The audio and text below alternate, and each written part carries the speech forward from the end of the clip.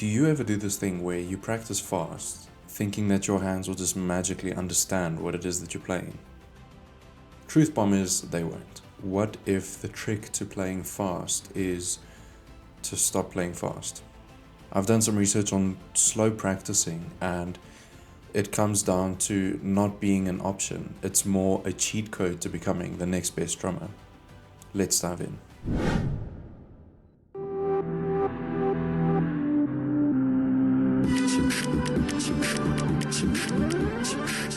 So why does playing slower make you faster? Here's where the science kicks in. When you play fast, your brain goes into survival mode, versus when you play slow, your brain goes into learning mode. In my eyes, every rep is a vote. You either vote for control or you vote for absolute chaos. See, when it's faster, everything just becomes a blur and you can't actually hear what you need to fix. Fast versus slow practice is kind of like trying to write your name when you're sprinting versus trying to write it sitting down. Same letters, but very different outcomes. So with this idea of slow practicing, we get the little secret sauce, which is awareness. So what does this secret sauce actually mean for your playing? It means that when you're practicing, slow practice isn't just about tempo, it's about attention. You become more conscious of any bad habits that are being formed. The moment you practice something at full speed, you might not notice any small errors that occur that can play a big role in the long run. Or you don't realize that you might be doing this or this. At full speed, your brain is too busy surviving to give you full feedback. Slow exposes the crime scene. At full speed in the circle, we all think that we're perfect. Our playing looks clean, every roll is together, every rudiment is played together, the sound is blended well, and nobody can identify who's the weaker player. But the second we slow down the tempo, the reality is exposed. One drummer might be playing 2 milliseconds late, which sounds like it's not a big difference, but it is.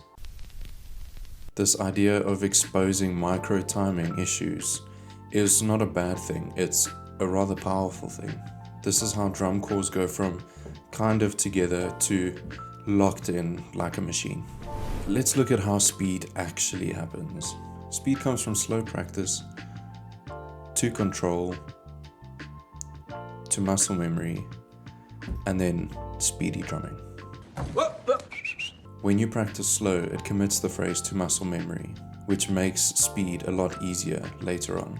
I like to think of speed as not being a good skill, but rather being a side effect of good control. So here are some small common mistakes that people make when they practice slow. See, most of the time people tend to practice slow and zone out and not actually identify the issues they've got. Sometimes they practice slow with bad technique, or you practice slow but you change it every time. If you're practicing with these small mistakes or this bad technique, it gets ingrained into your muscle memory and it gets ingrained more accurately. Congratulations, you played yourself. Okay, cool. Enough theory, enough boring stuff. Let's look at how to use slow practice and make it as efficient as possible. See, first step is that it needs to be slow enough so that you don't make any mistakes, even if that's playing at 40 beats per minute. The next step is to repeat it correctly. Use correct reps only. Wrong repetitions don't count.